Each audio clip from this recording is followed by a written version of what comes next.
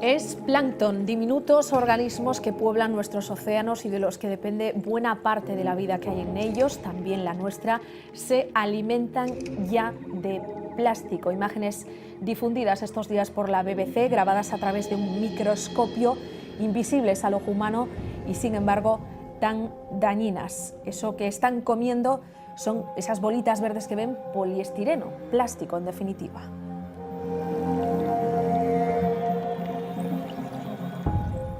Jorge de los Bois, oceanógrafo, presidente del colectivo en Galicia. Muy buenas noches. Buenas noches.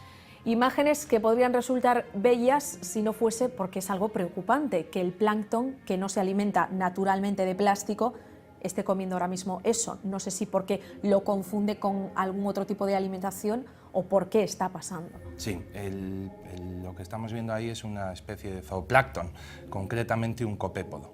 El zooplancton es toda esa parte de los organismos animales, pero microscópicos, es decir, nosotros eso lo veríamos en el agua como una punta de alfiler o incluso más pequeño, una mota de polvo, pero que con la ayuda de una lupa binocular pues ya podríamos apreciar su forma, ¿no? Por tanto, forma parte del reino animal y su alimentación normal son microalgas. Algas unicelulares, es decir, el fitoplancton, esa parte de las microalgas que también necesitamos ver con la ayuda de un microscopio óptico o similar.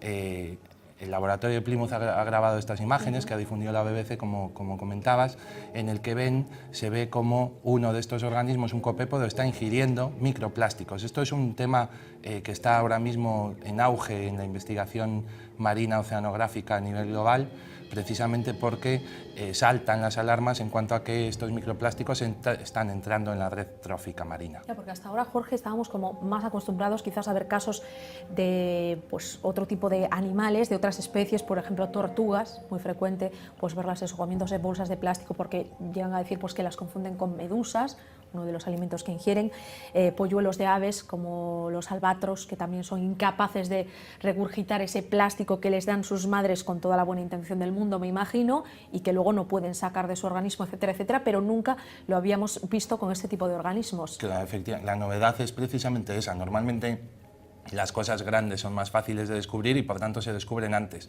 Y estamos muy acostumbrados a ver en televisión pues el impacto de estos plásticos grandes que flotan por el mar y que ciertos organismos pues los confunden y los ingieren o incluso se quedan atrapados en ellos, redes, etc.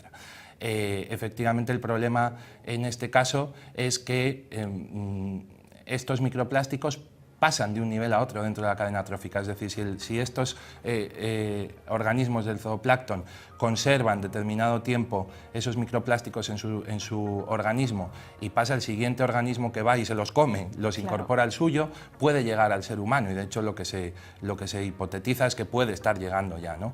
Esto en principio no debería de tener mucho problema en el sentido de que los plásticos son polímeros. Un polímero es una macromolécula formada por otras moléculas que se llaman monómeros y que se repiten.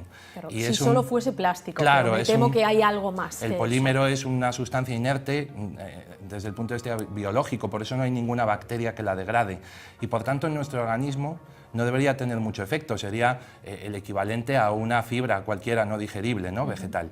El problema es que en la actualidad la fabricación de plásticos no usan el polímero virgen, si podríamos llamarlo así, sino que adicionan ciertas sustancias para conseguir algunos efectos. Por ejemplo, hay unas sustancias que se añaden a los plásticos que se llaman ftalatos y que lo que pretenden al adicionar estas sustancias es que el plástico gane plasticidad.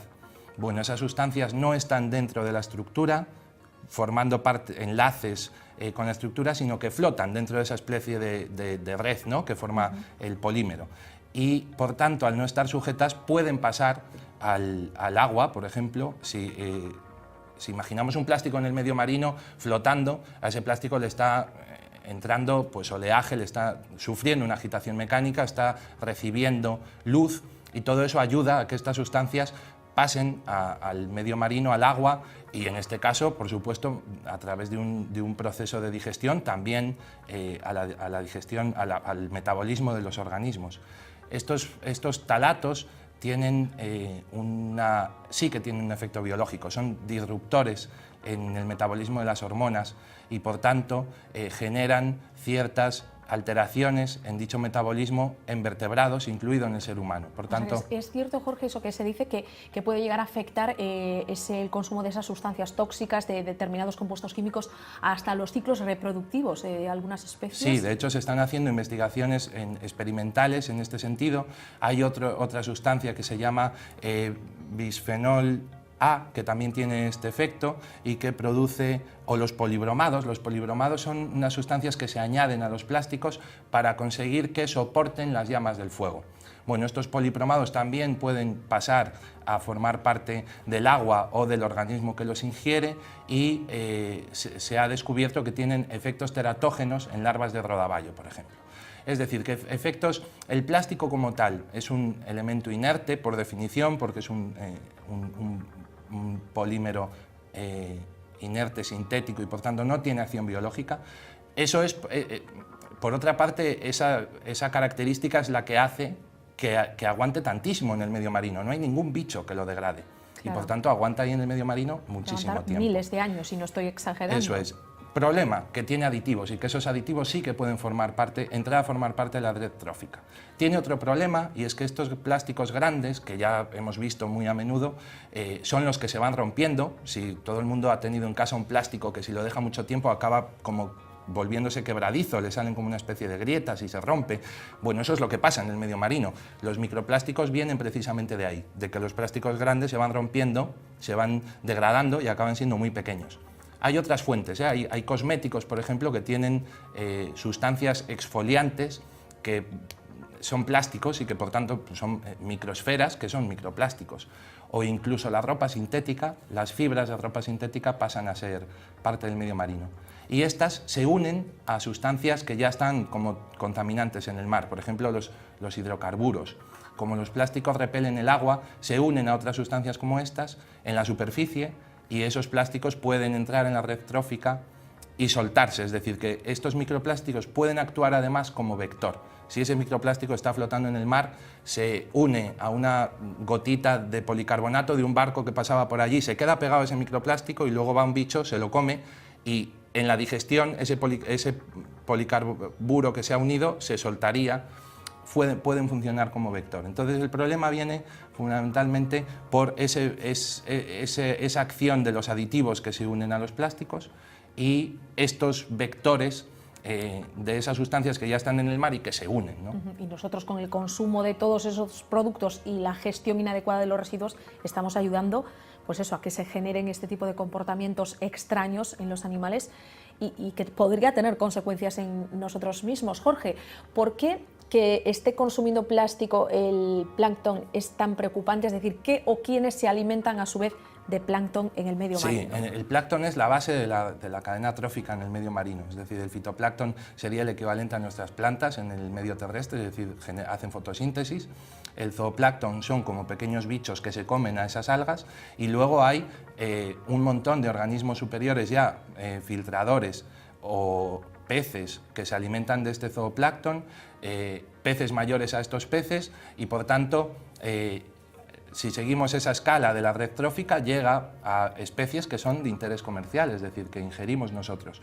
De ahí la alarma de esta noticia, ¿no? Esta es la constatación de que la entrada de microplásticos a la cadena trófica puede hacer que llegue a organismos que estamos ingiriendo y por tanto al ser humano.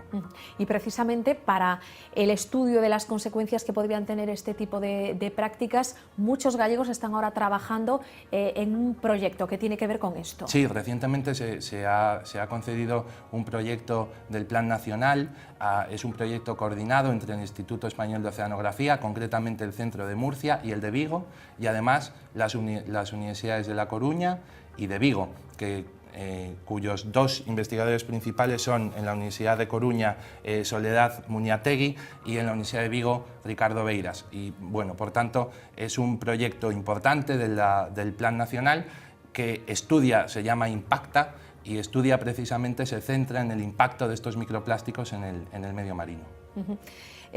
8 millones, decíamos, de residuos plásticos se arrojan al mar cada año. 8 millones es una media porque, bueno, cada año se arrojan más.